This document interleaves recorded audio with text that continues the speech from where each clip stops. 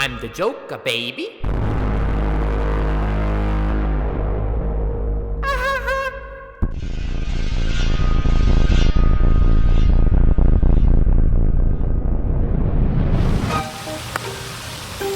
Your costume sucks.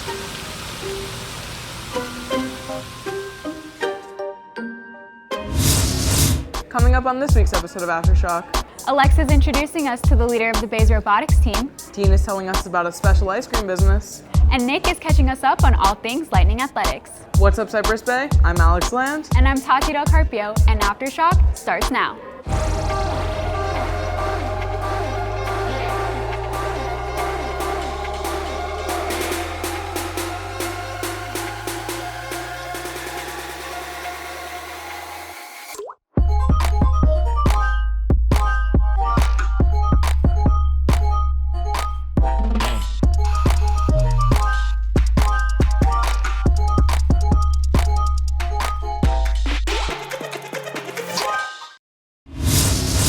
Many students here at the Bay express themselves through music, and junior Maxx Nunn is no exception. Here's Nick to tell us more about the musical prodigy. This is your typical percussionist. However, Maxx Nunn is no ordinary percussionist. He is the bassist for the band Saving Herald. Maxx has been in other bands in the past, and a previous bandmate realized his talent and invited him to a project they were starting. She hit me up on Instagram and asked to join this new project that she was starting with the guitarist. She said that I would just come in one Sunday just to try out. And so I did, and I ended up really liking it.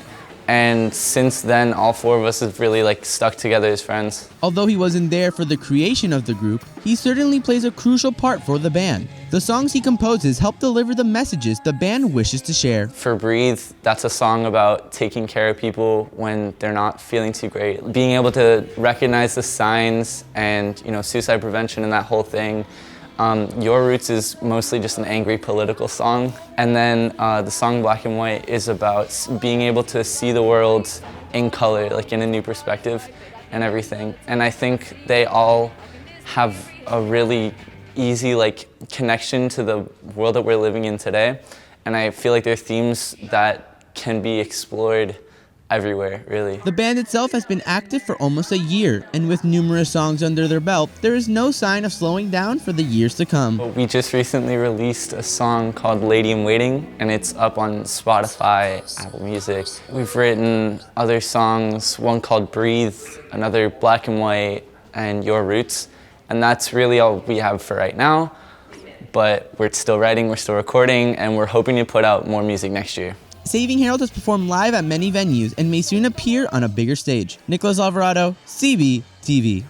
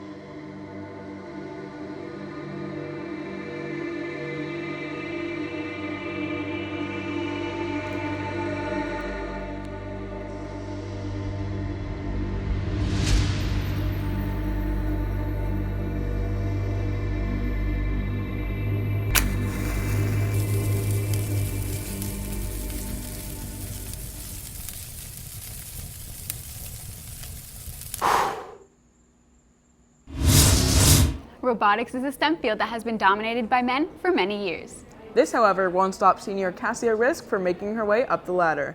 Here's Alexa with more.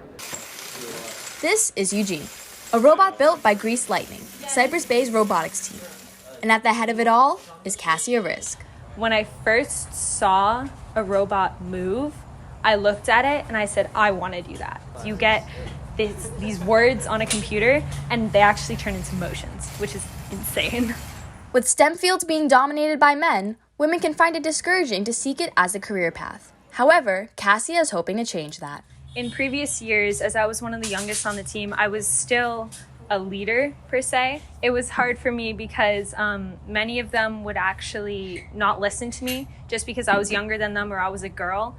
And it's actually still predominant today. Like sometimes I'll say something and they won't quite listen to me, but when someone else says it, they actually hear it. All right, guys, if you don't have safety glasses, go inside. You know, you could count the amount of girls in the robotics team, on the robotics team as a whole, on your left hand. I've always kind of seen her as the person that to look up to. She's the head of the team. She's the person that everyone kind of looks to as far as when they're looking for guidance. And I've never really seen her as somebody that is like objectified. She's always just shined through it, you know, and she's always just been there through whatever stereotype there may be. I think Cassie is an inspiration to other girls aspiring to be in STEM because she's really confident in her decision making. You know, she knows how to trust her own instincts, which is really important when you're in the STEM field and you need to make life-changing choices. And just because she's grown to trust her own instincts, I think that inspires other girls to trust themselves and go through with projects in the STEM field. I hope that obviously there are more girls, there are going to be more girls interested, and hopefully they'll not feel so ashamed to be in STEM and so underrepresented, because it's scary having a bunch of guys around you and not everyone can do it. And I just hope that either girls find a way to do it or there's so many girls that it just keeps growing. With girls like Cassia breaking through the barriers of a male-dominated field like robotics, she aims for a future where there are more women in STEM fields. Alexa Podolsky, CBTV. Welcome to Miami!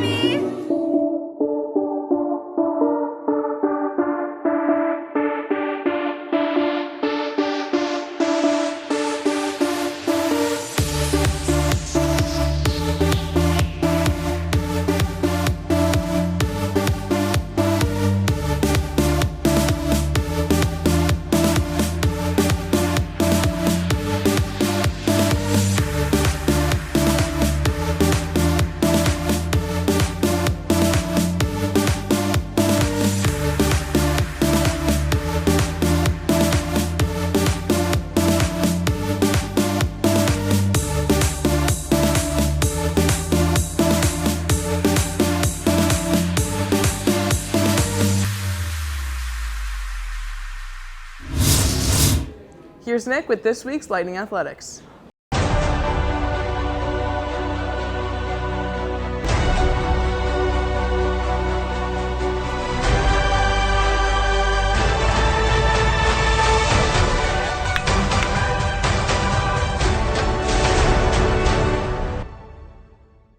What's up, Cypress Bay? To start this week in sports, Danny's going to show us how to shoot a three-point shot. How to shoot a three-point shot. From the three-point line, place your feet as shoulder-width apart. Hold with your dominant hand underneath the ball to power the ball towards the net. Use your non-dominant hand to guide the ball in the right direction by placing the hand to the side of the ball. As you push the ball out of your hands, jump to propel the ball with more power. The ball will fly into the net and that was how to shoot a three-point shot.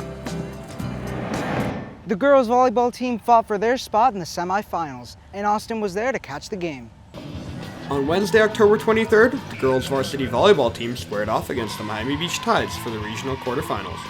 To start off the game, Cypress Bay dominated over Miami Beach and led by 5 points within the first 5 minutes.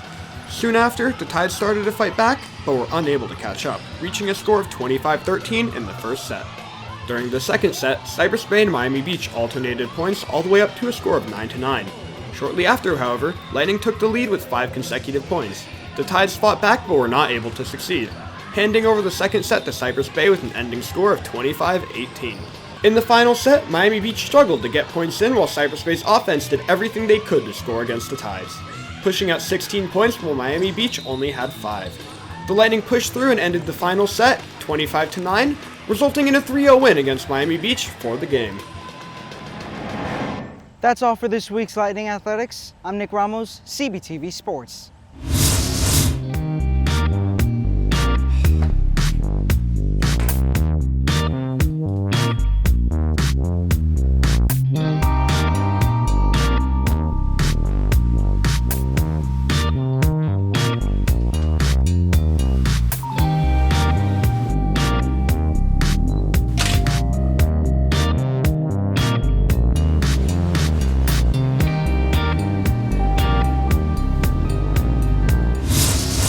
Dean had the opportunity to talk to the owners of this ice cream truck to learn more about their business. Here he is with the story.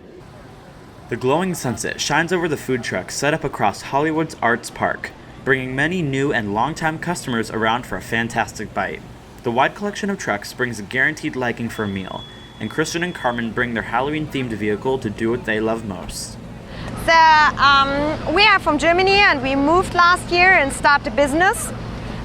And we left the States 5 years before we married in Miami, and we fell in love with this beautiful place. And then the idea was born to start a business here in Miami in Florida. Carmen isn't just any food truck owner, as she and her husband have the culture and origin in their family to harvest their skills as chefs. Following their American dream, the couple has created a blossoming brand during these events from their experiences back home. I was born in the gastronomy. My parents had a hotel and a restaurant and a coffee. So this is really familiar for me. I'm a professional chef and a pastry chef.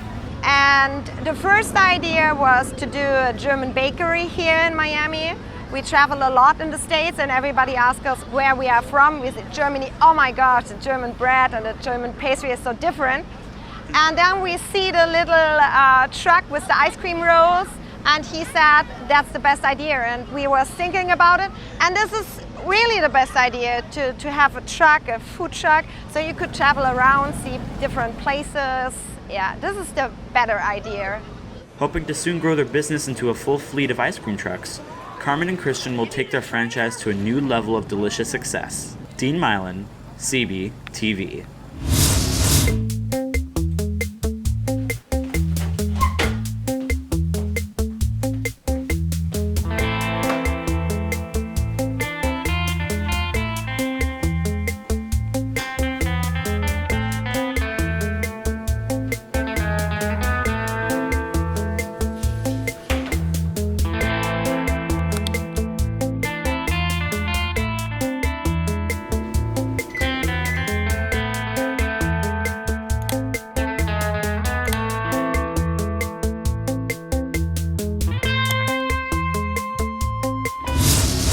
That's all for this week's episode of Aftershock.